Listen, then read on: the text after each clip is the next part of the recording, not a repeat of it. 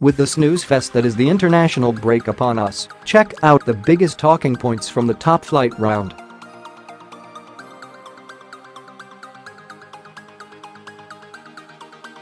Another Premier League weekend is in the books, with more hot takes than you can shake a stick at.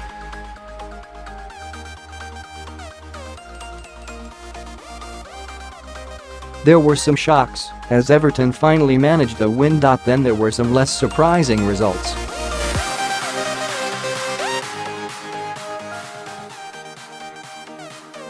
As West Ham were brutally torn apart by Liverpool at the London Stadium. Manchester City and Chelsea came away with the points in Super Sunday's big games, while Tottenham also tasted victory over beleaguered Crystal Palace.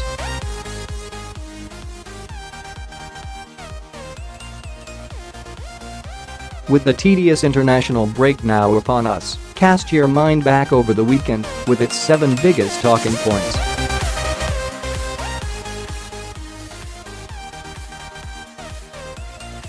You have to feel for Slaven Bilic. After another home humbling at the London Stadium, this time to Liverpool, the Croatian is staring the sack in the face.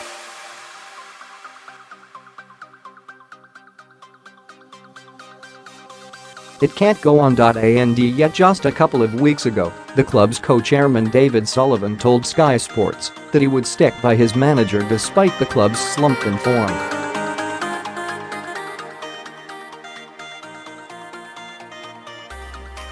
"I believe in morality," said the millionaire pornographer, adding that he believed in doing what's right.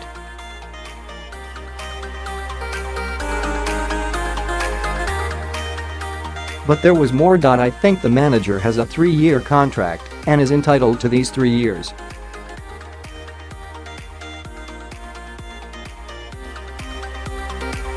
After the season we will sit down and see if he wants to stay on and if we want him to stay on."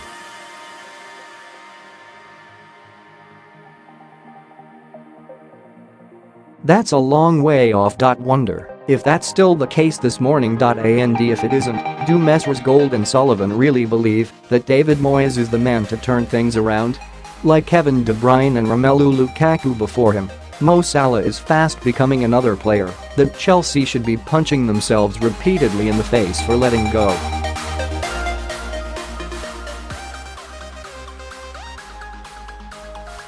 Quite possibly the signing of the summer, the Egyptian speedster's performances has helped quell the disquiet over Philippe Coutinho's desire to leave Anfield.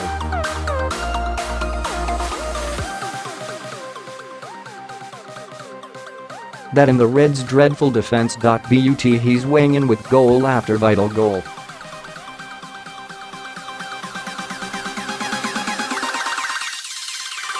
With 12 goals and 3 assists from his 17 appearances for Liverpool to date, he's now the highest scoring winger in Europe's top 5 leagues.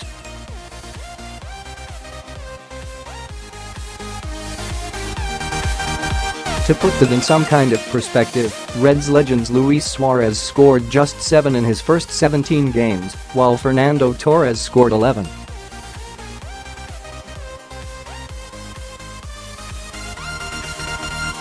You've got to love football fans. Actually, that's not strictly true. It's not the law or anything.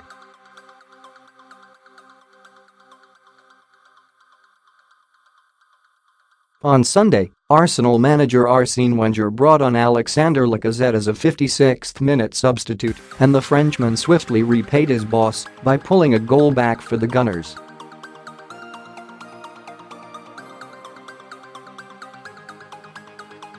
Did Wenger get praised on social media for an inspired substitution? Of course not.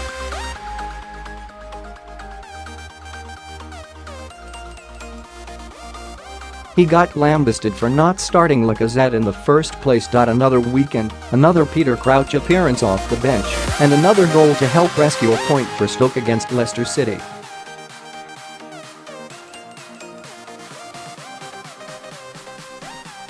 That's Mr. Clancy's 3rd goal as a substitute this season, and his 52nd headed goal in the Premier League, stretching his record still further.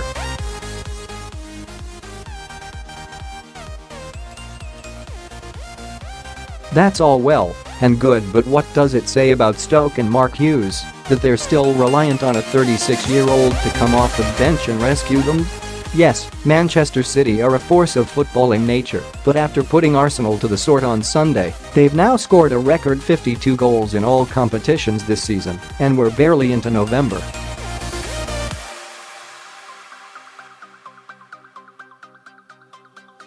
That, for the record, is 12 more than any other Premier League side. And while Pep Guardiola is rightly lauded for taking his side onto a new level, just consider the miracles he's worked with Fabian Delph.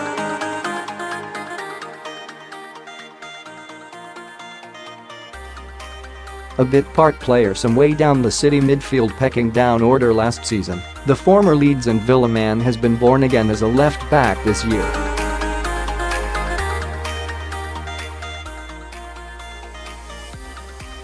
He was excellent against in the win over Arsenal at the weekend. In fact, I'd put good money, and bad money for that matter, on him being England's first choice left back at the World Cup finals next summer.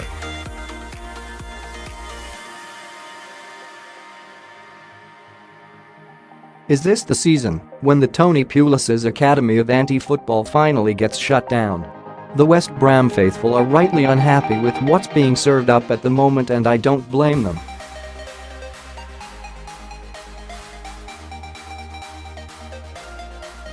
In years gone, the functional, fuss-free football that Pulis offers may have served a purpose, suiting a club that seemed to just want to maintain its status as a Premier League outfit.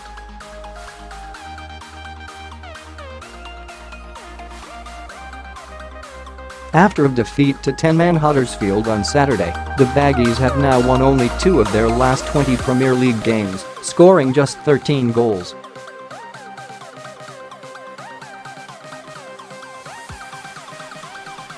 They're also without a league win since the second weekend of the season. It's the worst run of any team in the top flight and leaves them only 2 points above the relegation zone.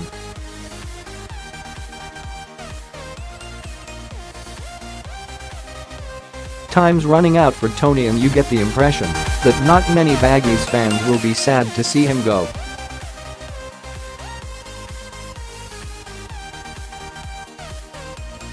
Losing at Stamford Bridge is one thing, but losing in such an unimaginative and wholly predictable fashion will really concern Jose Mourinho.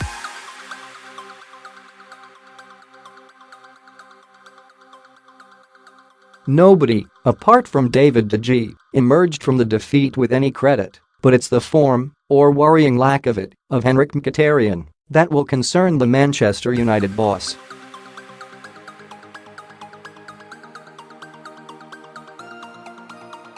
The Armenia began this campaign in fine fettle, but he was largely absent before being replaced by Marouane Fellaini.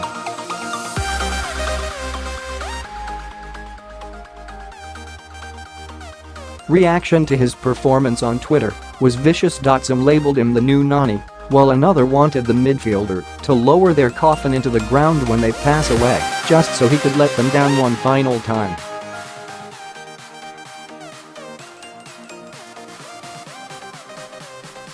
Does he have what it takes to withstand the cut and thrust of these kind of key Premier League battles? On the evidence to date, you'd have to say no.